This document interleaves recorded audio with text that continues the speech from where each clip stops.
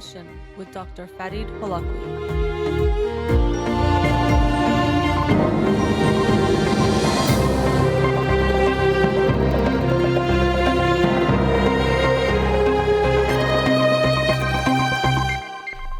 Good evening. Welcome to In Session. I'm your host, Dr. Farid Holakouee, and I'll be with you for the next hour here on Radio Hamra. Studio number to call in, 310-441-0555.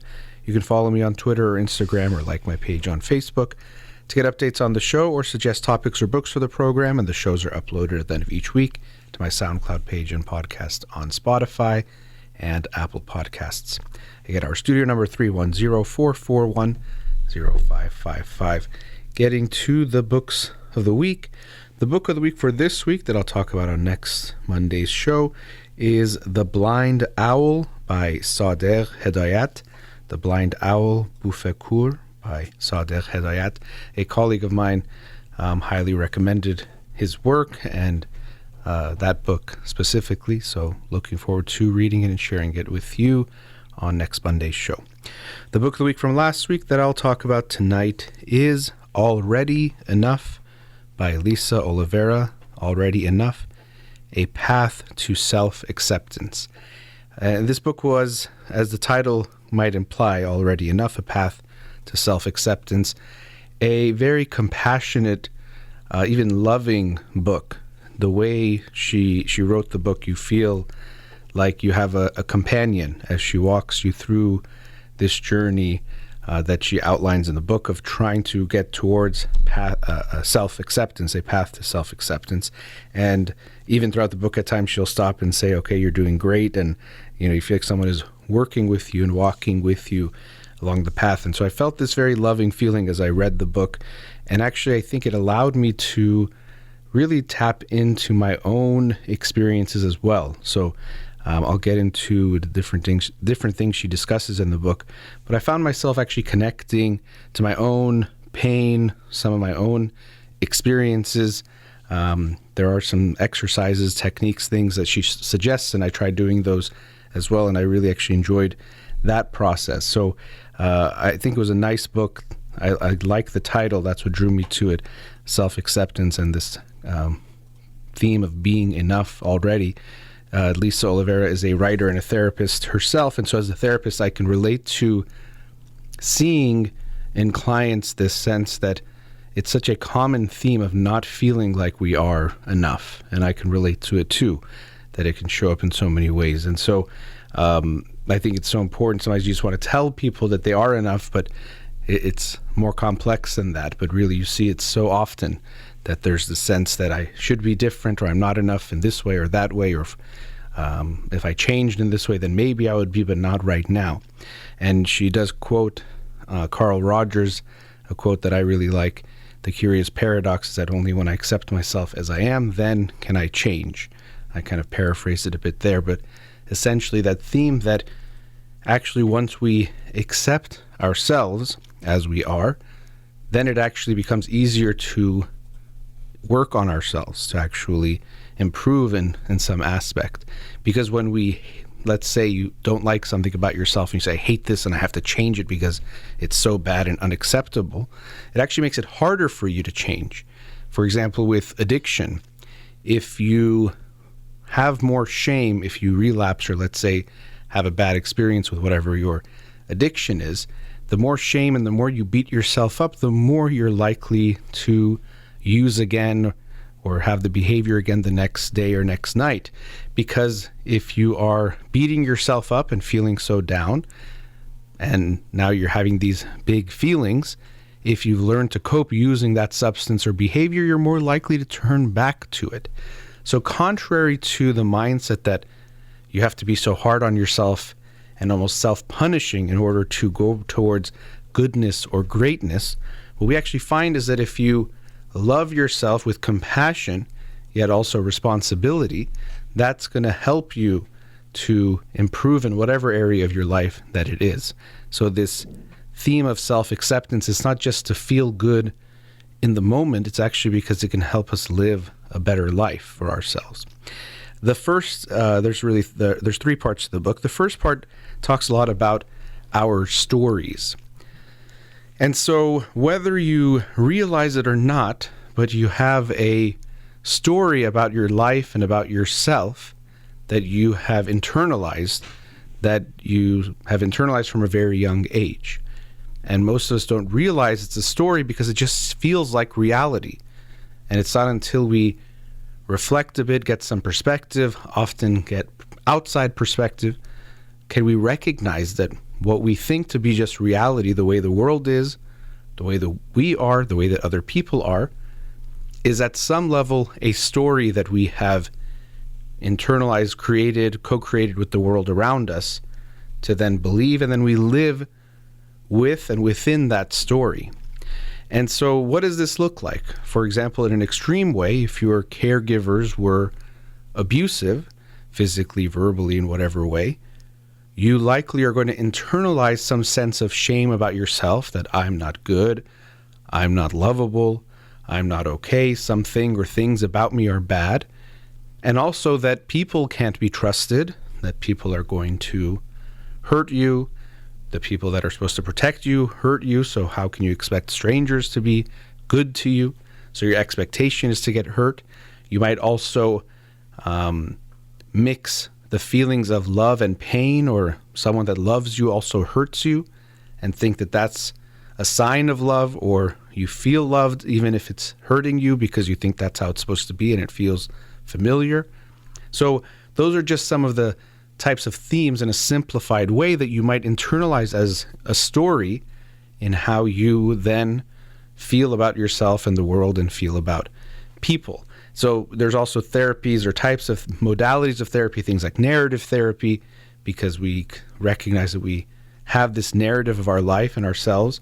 And also when we think about humans as meaning-making machines, which means that we don't just experience a series of events and then keep track of all the events separately. We create a story or a meaning to those themes that come up, or the data we collect about life. So the first part of the book is walking us through this journey of trying to get in touch with your stories. And if you're listening, you think, I don't know if I have stories or if I know what my stories are. The truth is that you have them, you're just not aware of them. And so there's that Jung quote about, if you don't know your unconscious or what is in your unconscious, you will live it out and think that it's fate. That's what we tend to see. So if we have that individual I was mentioning, this person who has experienced abuse as a child, they might seek out individuals for relationships that fit that story. So who might be abusive themselves, prone to anger, or treating someone with disrespect, putting them down. And then it will just confirm that story, that, see, I'm unlovable, people don't treat me right, and also that people can't be trusted, people are bad, look how mean and bad people are. And so sadly, it will confirm this story that we already believe to be true, but we will just think either it's fate or it's luck, or really it's just the reality of the world. And you see this happen time and time again. And it happens in ways that we often are not aware of, obviously. We don't seek out someone abusive intentionally. And sometimes people will say, well, how can you say I was attracted to that person because of this, whatever reason? They didn't tell me that, which is true. On a first date, people don't tell you I can be prone to be abusive or aggressive or violent in some way. They're not going to tell you that when they first meet you. But this is where our unconscious can pick up on things that we are not aware of. What attracts us to people, even I ask people, you often will hear someone ask someone what attracts you to them, which I think can be good to think about. But really the large pull of it is unconscious. We're not aware of what attracts us often to someone. We might think it's these reasons that we say, but very often it's actually about these other things we might not be aware of. It reminds me of studies they do where they, for example, ask someone, they show them two pictures, let's say a heterosexual male, they show them two pictures of females and say, which one do you find more attractive? And they say the one on the left. Now, without them knowing, they switch the photos and they show them the one on the right and say, okay, well, why did you think she was more attractive? And most of the time they don't realize they've switched the photos and they give reasons. Well, she has nice eyes, I like her smile, something seems friendly. So we can see that they're not even aware that they have switched who they're attracted to, but they come up with reasons. And that's, again, our brain being meaning-making machines. This is another way that it happens, is that when we do something, we even interpret why we're doing it and justify it. We are actually, in a way, our own attorneys, so to speak, that we come up with reasons to defend and justify why we're doing what we're doing to make sense of it, even though it might not actually be the reason why. Or they've done studies where, for example, people taste jelly or jam, let's say, fruit jellies, and they are then asked to pick the ones they like the best. And they find that when they're just asked to pick the ones that taste the best, most people do as well as the judges who perform the tests for these types of contests, who are professionals in tasting the differences between them. But when you're asked to explain why you like them, you actually become worse at it. So when we experience something as pleasurable, when we try to explain why it's pleasurable, we're actually often not that good at it. So if I say, why do you like this song? You oftentimes can come up with some reasons, but you might not be aware of what's drawing you to that song. So coming back to this realm of relationships, we often don't realize what's drawing us to people, and very often it is things that we are not conscious of, not fully aware of. So in this first section of the book, she helps you look at where your story comes from. Things like, of course, your family being a big part of that, if you've experienced traumas, but also the larger society and culture plays a big part in our collective stories and the ways that we internalize different things. So helps you think about that, and then different ways your story might show up. Things like thinking you're not good enough, perfectionism, people-pleasing, imposter syndrome.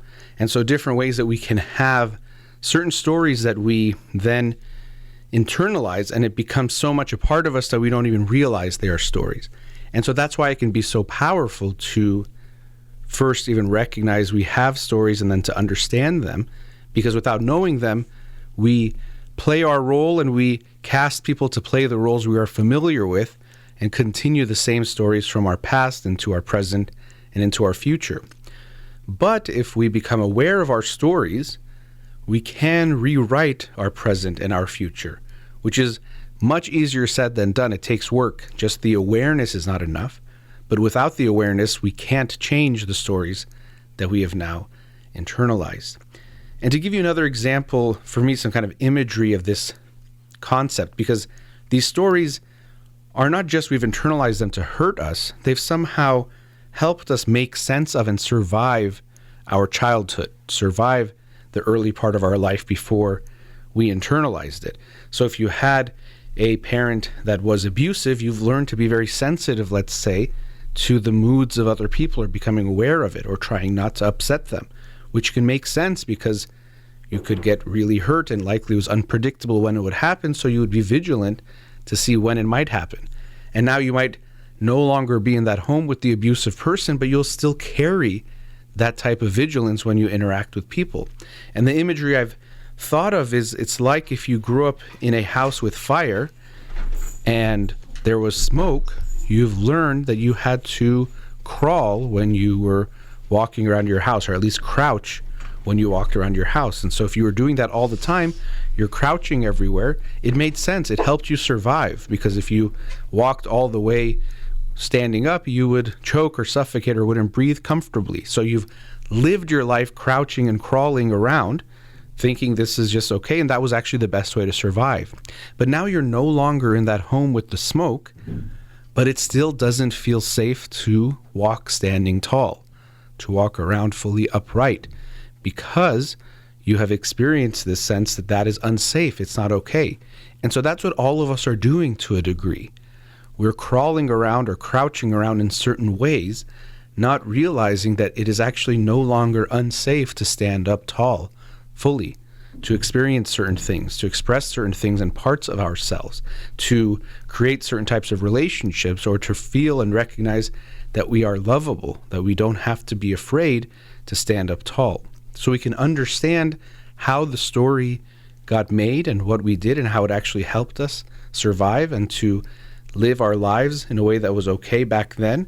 And we can see why it's scary to challenge that, because the feeling is that if I stand up, I suffocate or I choke. It feels very not okay. So that was the first part, or some thoughts on the first part of the book, Already Enough by Lisa Oliveira. In the next segment, I'll get into later parts of the book of what she advises and how she shares we can try to rewrite or create new stories for ourselves. So let's go to a commercial break. We'll be right back.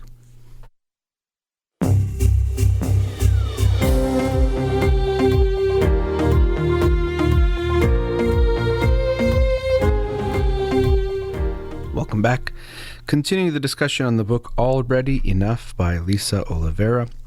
In the book, she also shares her life story in different pieces, especially the fact that she was adopted. And that's part of her life story. And she also shares how that contributed to the stories that she made about herself and her life. Fears of abandonment, also a fear of she might be abandoned again if she wasn't good enough in certain ways, and the ways that that created an anxiety and themes of perfectionism, that she had to always be good or perform well. And so I appreciated throughout the book her vulnerability, her openness, and this sense of we that she had. Often when you read self-help books, there can be two different ways that the author talks. Sometimes it's a talking to you because I've already solved these issues and I fixed it.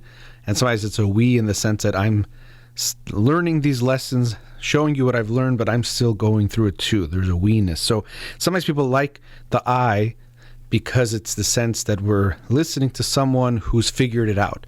So they struggled. Often there's that story of the person who struggled, figured it out, and now everything is great, and they're doing so well, and they fix it, and they never have to worry about those things again. And now you can too if you follow their model. And so, of course, Lisa Oliveira shares that she's grown and gone through a lot of things through her hard work and therapy and all the things that she's done. But you do get the sense, and she makes it quite clear that she still deals with these things, even though she's learned certain ways to deal with things and cope with things and rewrite her stories. She's still prone to go back to those old ways. So there was this sense of her own vulnerability, her own process and journey that also, I think, added to the book and gave it even more this sense of warmth, that she was there with you as I was reading it, there with me, reading these different things and understanding how they were affecting me. So I appreciated that as well. She talks about lots of different things. One thing I wanted to show is about affirmations. So affirmations are one of those things. She even says they can often be considered very woo-woo, like this kind of like new agey or type of a thing where it just feels a little bit empty for some people, and it can. I working with clients will mention at time affirmations, but it's very much a not a one-size-fits-all. For some people, they feel very weird or not genuine and awkward and cringy, and so they don't want to do it at all. And that could be for you where you're at. That's fine. And I think I've been there a lot of the time.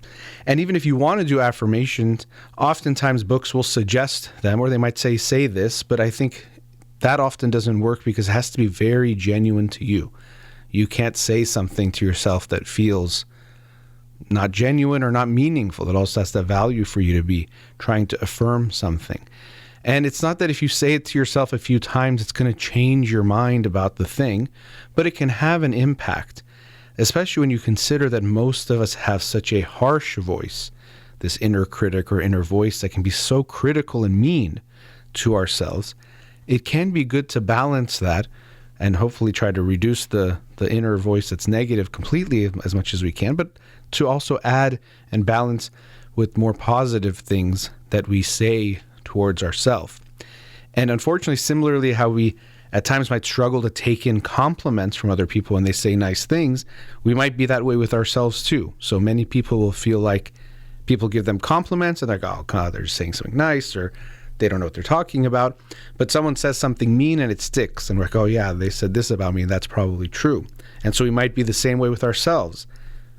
We will beat ourselves up, say mean things to ourselves, but if we try to say something nice, an affirmation, a positive thing, it could feel fake or phony. So that's also something to be aware of. It's not just the type of technique that might feel woo-woo or not okay for you, but the sense that if you are not feeling a positive feeling toward yourself, it could be hard to internalize or accept positive words from yourself to yourself. And so as I read this book, I'll share a little bit about something I experienced. For some reason, I just started saying I love you to myself. I know it sounds strange, but it's something I never had done something like that. And I kept doing that. And so I've been doing that the last few days over and over again, just inside my own head. And it actually has felt quite nice. And so this is not my suggestion that you say that same thing, but I'm sharing that because I tend to feel a little bit like it was a little bit uncomfortable doing affirmations. It doesn't feel real. And I still don't know if I like a lot of them. A lot of them don't feel good for me. But for some reason, this I love you has been a nice feeling. I thought about how I actually give a lot of words of affirmation to loved ones, compliments, kind words, loving words. But I wasn't doing that to myself. And it sounds strange, but we do have a relationship with ourselves. So that's just something I actually went through in the book and have continued, and I think I'm going to carry with me going forward, but it was kind of interesting. I never thought of myself as an affirmation person personally, but so far I've been doing that the last few days. We'll see how that goes. So as I mentioned, the first part of the book is about identifying our stories, but again, identifying them doesn't mean they just melt away and change and completely we rewrite them. It takes hard work to move forward. And so she shares that four supportive mindsets, she calls them, that she thinks are important for trying to rewrite our stories and cultivating new stories are these four that I'll share with you now. So one is mindfulness. So that makes sense because we have to be very aware of our stories, and not only aware of them in an abstract way, but then recognizing how they show up in our lives. So mindfulness is good for us in general to be more connected to our experience, more aware of our feelings. Something we do have to be mindful of about mindfulness is that it doesn't mean you're just going to feel good all the time. Sometimes people think if you're mindful, that means you're peaceful. It can lead to that sense overall, but when we're more mindful, we're also in touch with negative feelings. And often that's why we're not mindful, is we don't want to feel some of our feelings. So we'd rather distract ourselves in a variety of ways to not feel things. So we need to have mindfulness. Also curiosity. And curiosity to me is an interesting and a very important one because that's related to having a non-judgmental mindset. And it brings to mind the question of why. Because as therapists, actually, we're often discouraged to say or ask why, because why tends to sound judgmental. So when you tell me, I did this yesterday, and I say, why? It can come off judgmental, but there's very clearly to me two types of whys. One is a why that is judgmental, a sense like, why did you do that? That sounds wrong or bad or stupid. But there's also a why of curiosity of, I want to understand, to know more about you. So when you say, I do this every morning, I say, I wonder what makes you do that, or why do you do that? And then you tell me about what it means for you and how you feel. I'm like, okay, so now I know you better. And so when we approach with curiosity rather than judgment, that why is much more about understanding in a non-judgmental way rather than a why that's judging. So curiosity is another mindset that she says is very important, a supportive mindset towards creating these new stories. Self-compassion, so that we approach in a loving way towards ourselves. I was just talking about saying I love you to myself. We need to have that loving sense for ourselves as we're trying to create these new stories. And then lastly, aligned action, meaning that we take actions, behavior, steps that are aligned with what we're trying to do, with taking care of ourselves, with making that kind of progress. So she says these are the four supportive mindsets towards creating these new stories. And so in the second segment, explore some things like that. Also a sense of safety and willingness that's very important to create these new stories. And in the third segment of the book, the third part is called Getting Free. It's about how we can start to internalize or create these new stories, which is really the hard part, the hardest part, which really is kind of like a lifelong journey. It's going to be something that we have to keep working on. And when we think about stories, it reminds me of things like posture, or when we talk about a comfort zone, because often we can become conscious of something we're doing, a story, a behavior, and something we want to change. But when we get stressed, or if we're not mindful, actually, we go back to the old way of doing things, even if it's painful, Kind of like with your posture. You might learn that you want to change your posture. I've actually thought about this. I've seen that I've been hunching. And so right now I actually straightened up a bit. When I'm not conscious of it, I go back to that more unhealthy way, but that's become a comfort that's not good for me. So I have to be very mindful of making that change. It's not easy. And so we find that when we're not mindful, we go back, but also when you're stressed. And this is why even we see people break habits or go back to a bad habit when they're feeling more stressed. We're more likely to do that. But so she goes through different things you can do to try to make those kinds of changes. One thing I liked is that there's a part here about responsibility, taking responsibility. So as I mentioned, this book, we talk about self-acceptance, you're already enough. There's a lot of warmth, there's a lot of empathy, there's a lot of compassion, which I think are really important, critical for making a change, for getting in touch with ourselves and then trying to create something different for ourselves. But it doesn't just mean we focus on our pain or how we were hurt. We have to then take responsibility or recognize it is now our responsibility to make something different. So there's different types of quotes that basically have this theme that what's happened to you is not your responsibility. So how your parents, let's say, treated you was not your responsibility. But now what you do with that is your responsibility. Or your history is not your responsibility, but your present and your future is. What are you going to now do with it? And often it's a process that we see because we're generally not in touch with these stories. We're also not in touch with our pain very often. And so the first step often, let's say in therapy, is getting in touch with that pain. And this is why we say you might feel worse when you start therapy before you start to feel better, because you're often getting in touch with feelings that you were unaware of or were avoiding because they were painful or hadn't really let yourself feel because they were painful or didn't have the space to. And so in therapy, often people will feel worse. And so if we stay stuck there only, this is where we can get fixated in a type of victim mindset. So we just are thinking about and feeling how we got hurt, and we don't want to stay there. But we do need to go there first. And unfortunately, oftentimes when people see someone going through a healing journey and they're getting in touch with their pain, they quickly want them to get out of it because it makes them feel uncomfortable. It makes them feel some feelings that they don't like. And so they might even accuse someone of being a victim or playing the victim when really it could be part of their healing journey. So as is the case with a lot of things, it's something we have to try to differentiate. Am I choosing to stay stuck in this victim mindset? Or is this part of my healing journey that I first need to get in touch with the pain to heal it? And so that's something we have to think about. And as an individual talking to a loved one, I would say err on the side of giving people space to go through that healing. Don't quickly accuse them of playing the victim or wanting to be the victim or choosing to be sad. I see this often where someone is depressed and people tell them, oh, you want to be sad because I've seen you be happy, or it's, you've been sad for a while, or your life is good.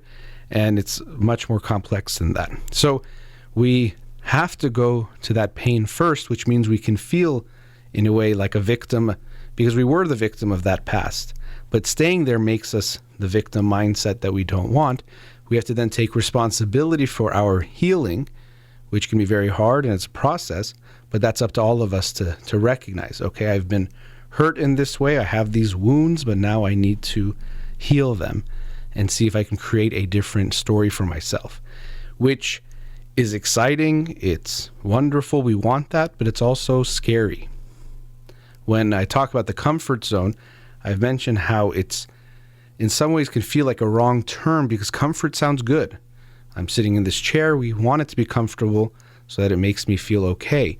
But in our lives, when we have a comfort zone, it's not that it's healthy for us or good for us. It goes back to that idea of the posture that you get used to, but it's something that we've grown accustomed to, and because we don't want or we fear change or things that are different, we just continue to live within that comfort zone.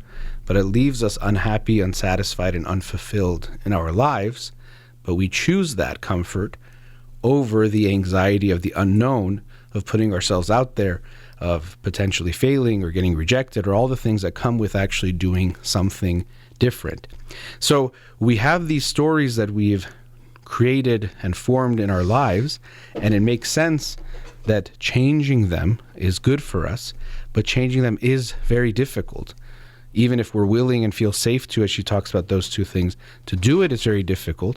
But also we can be afraid of going there, of making that change, that not knowing what's going to come on that other side. But I hope we all will take that journey, because we've internalized a story that isn't our life story. It was a story of our childhood, of our early life, but it doesn't have to be the full story. And we don't have to be that same character in our whole life. And especially when it comes to things like internalizing a sense of unlovability or not being good enough, hopefully we can recognize, as the title of the book says, you don't have to change, you're already enough. All right, let's go to our last commercial break. We'll be right back.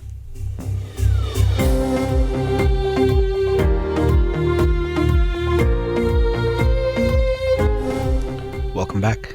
So in the last segment, I wanted to talk about, well, sadness in a way, but reading this book, Already Enough by Lisa Oliveira, A Path to Self-Acceptance, there was this theme of connecting with our pain, connecting with sadness, and accepting our feelings, mindfulness, having that curiosity. So it involves accepting what we're feeling. And I was also thinking of the book Bittersweet by Susan Cain that I read a few weeks ago. And in that book, she actually talked about the Moonlight Sonata. And if you know that song, I would sing it. I wouldn't be worried about violating any kind of IP rights, because I don't think it would be recognizable. But if you know the song, it has a slow, deliberate kind of way of going. And then the way I was thinking about it is that there's parts where, as Beethoven wrote it, I don't want to try to say I understand his process, but he could have chosen a more happy note or chord to go to. But what actually makes the song so beautiful to me, I know earlier I was talking about how we think we know what makes something nice to us. So I hear that.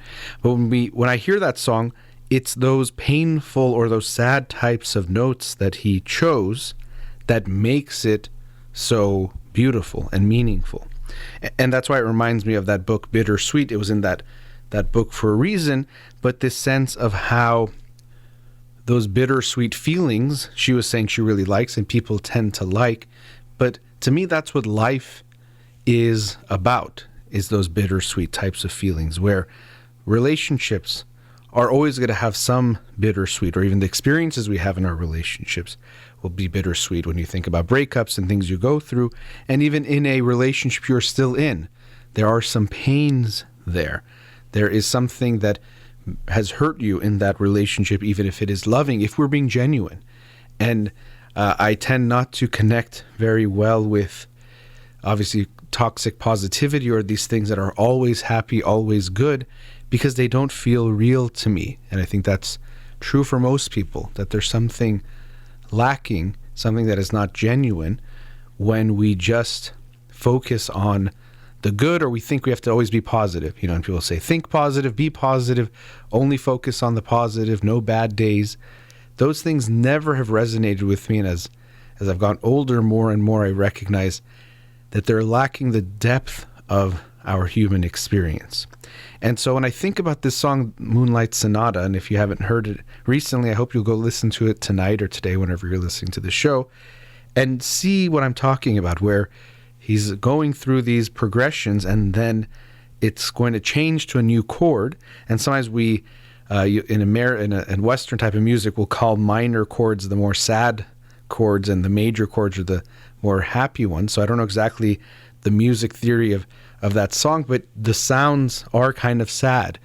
And so I thought about how if he went to a happier sound, it would be less beautiful and less meaningful. And so in our lives, the same thing is true. When we're choosing the next notes in our life, it's not to intentionally choose sadness or pain, but to not go away from the sadness or pain in our personal life and experience, and our relationship with ourselves, and in our relationships with other people, in our close relationships. When you are connecting with a loved one. And I deal with this a lot with individuals, but especially when I'm working with couples, of bringing up a conversation and this sense that, well, if we think of the song of their life, in that moment, the song is, let's say, pleasant or happy, and they might introduce what feels like a sad note there. And that's what people can often feel. Well, me and my partner were just having a nice day. Why would I ruin it by bringing up something sad? Or why would I tell them something that I think they won't like? Saying that I'm either unhappy about something or I didn't like something they did or said or didn't do or say. And why do that? And so that's where I feel like this analogy is very fitting, that's what likely will make your life and then also your relationship more beautiful and meaningful, is to let those sad notes play as well, to let them unfold when they unfold in the song that is your life and your relationship together. As I've talked about before, when you talk about these issues, people will say, well, I tried to bring it up to my partner, but they said either they were in a good mood and I ruined it, so why did you bring it up today? Or they were already in a bad mood, why did you add this to it? And so it points to this fact that when we want to avoid something, it's never going to feel like the right time. It never will feel like the right time to do something that feels wrong, at least feels wrong to us in the moment. You'll never want to do the thing that makes you feel a little bit bad. And so we have to recognize this bias that we always will have. In that moment of day to day, we tend to want to go towards a thing that feels good, to only go to the happy notes, to only go to the things that will feel good to us in that moment. But when we recognize the bigger picture and we see that what will make life meaningful and often what actually leads to health or a more meaningful life often won't feel good in the moment. It is the more uncomfortable thing. You can stay at your job or take that job interview. Well, almost always it'll feel more comfortable, even if you're unhappy, to stay at your job. But it could be the right thing to take that risk into that unknown and see what happens. And so we have to face that.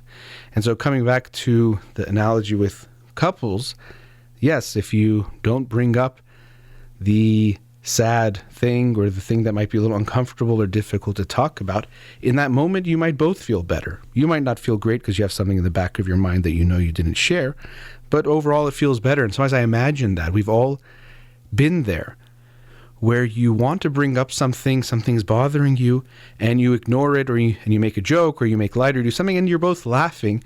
And from the outside, it looks so nice. Look at these two people enjoying each other's company. But the truth is something bad is happening. And not to go to some really dark example, but it's something like the tree is rotting from within. The tree looks nice from the outside, but there is something that is brewing inside that is hurting and harming it if it doesn't get taken care of, if it doesn't get removed. And so we often take that route that feels good and looks good on the outside, or is easier for us, and go forward. Something I tell couples is when they say, well, why would I say something that hurts my partner's feelings? Because it seems like it's more loving to not say that. And it's similar to when I tell parents that sometimes you do things that your kids don't like, or you don't give them a certain comfort because it helps them grow and they need to experience that, or let them face a challenge on their own. It's the same thing in our relationships, that what feels good in the moment sounds good, but when we want to grow, we have to sometimes feel bad or allow ourselves the space to feel bad.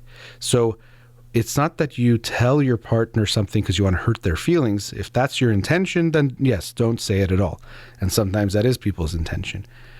But what you want to come from is a place that your intention isn't to harm, but it's to help. So it's not that you are saying this to your partner because you don't love them enough. It's actually because you love them and you love your relationship so much that you don't want to avoid saying this thing which can hurt it if it is not said. If this issue does not get dealt with, it will just build resentment within you. The issue will continue.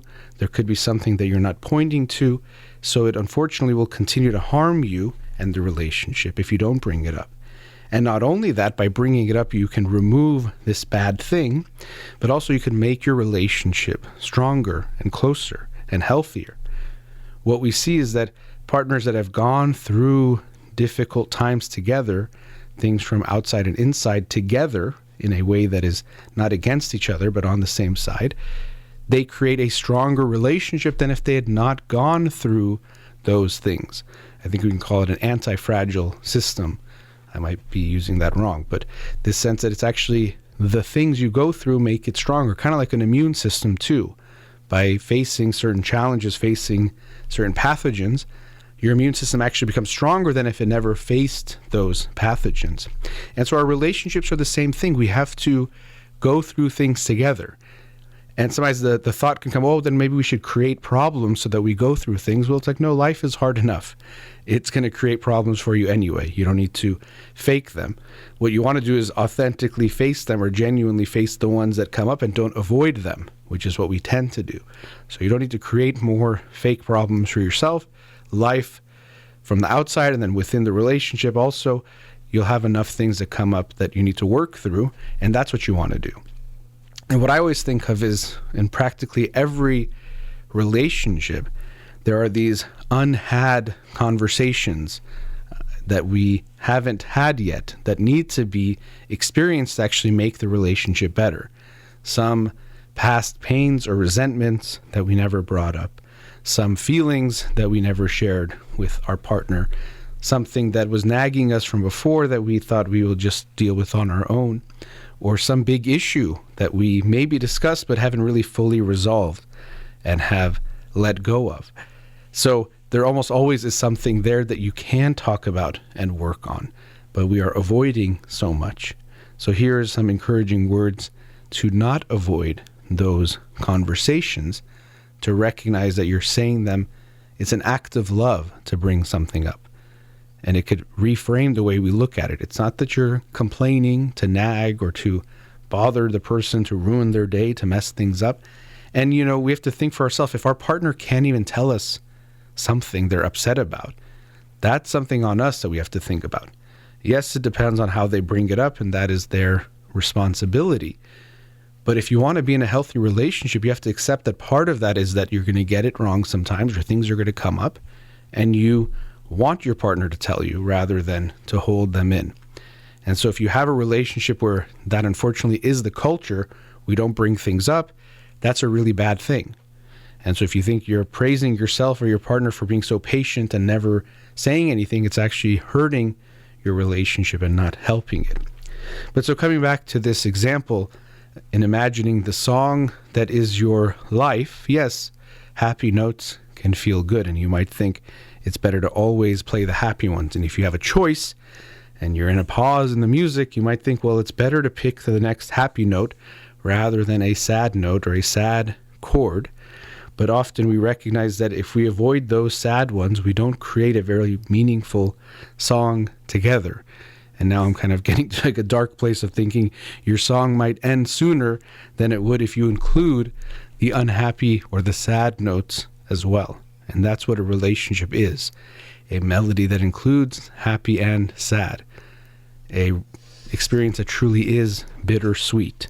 So if we avoid those sad notes, it's not that we're creating a happier life, you're creating a less meaningful one, and also one that actually might not last as long. So I encourage everyone to be open to expressing those things as they come up, the feelings that they experience, the ones that are not so good, those unhappy notes, because with those you can create something more beautiful with your partner.